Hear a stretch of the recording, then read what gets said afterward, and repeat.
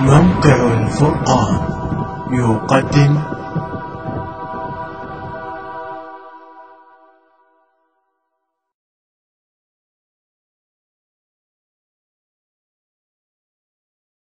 عن أيضا المداخلات الهاتفية عبر 0432366666.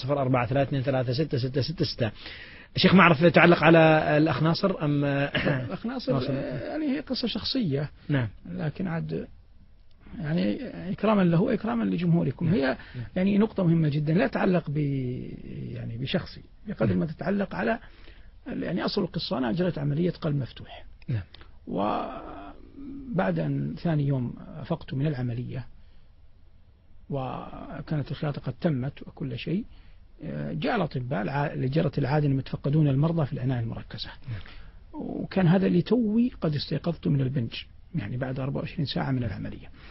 الممرض المسؤول عني لاحظ قضية شيء في الدم، فأخبر به الطبيب الذي ينيب، فالطبيب استدعى طبيبا آخر، والطبيب الآخر استدعى طبيبا ثالثا، حتى اجتمع قرابة 14 شخصا من الأطباء والمسؤولين عن قضية المرضى بما فيهم حتى إنهم وحلوا يعني أسقط في أيديهم ماذا يفعلوا كل ذلك وأنا لا أدري.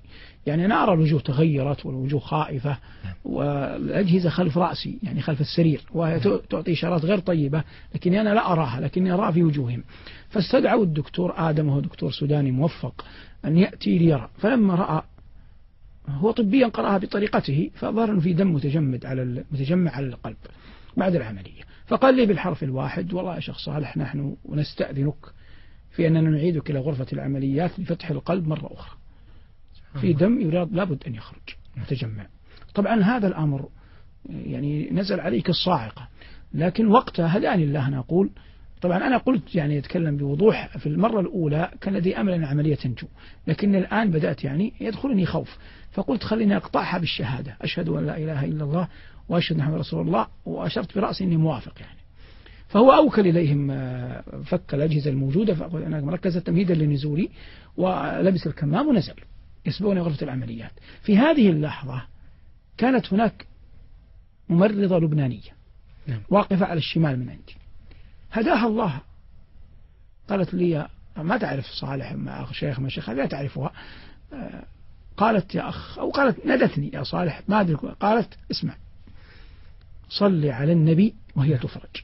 الله. فقلت أنا جبلة كأي إنسان نطقها الله، اللهم صل على محمد وآل محمد، هكذا بالضبط.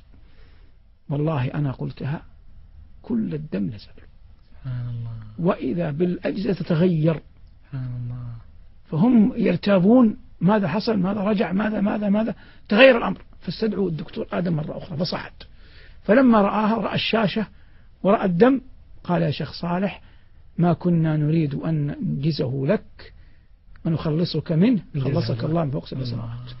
طبعا نحن الآن ليس قضية صالح، قضية هذه المرأة التي وفقها الله لأنت، وهذا مصداق لقول النبي صلى الله عليه وسلم لأبي لما قال أجعل لك صلاتي كلها، قال إذن تكفى همك، يعني كفانا الله همها بالصلاة على نبي صلى الله عليه وسلم. لكن كما قلت هي ليس لها علاقة بشخصي، هي علاقة بالتوفيق كل من يسمعنا ويشاهدنا إلى الإكثار توفيق المرأة. نعم. حتى لا يساء الظن بالمسلمات. نعم. يعني الذي يرى هيئتها ولباسها لا يظن أنها تعرف الله طرفة عين، ومع ذلك أنا الذي موسوم بأني إمام خطيب قباء لم يأتي على بالي أن أقول هذه الكلمة، لكن هي نصحتني قالت افهم اسمع بكل رقة وبكل تعاطف، يعني كأنه وضعي أحزنها كوني أعادل العملية وأنا فرح أني قد خرجت منها.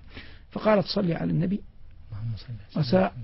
وربك بفرجها بلغتها بلهجتها، طبعا أنا لا أحسن لهجتها، فقالت وربك بفرجها، فرجها الله جل وعلا. الحمد لله على فضله. الحمد لله.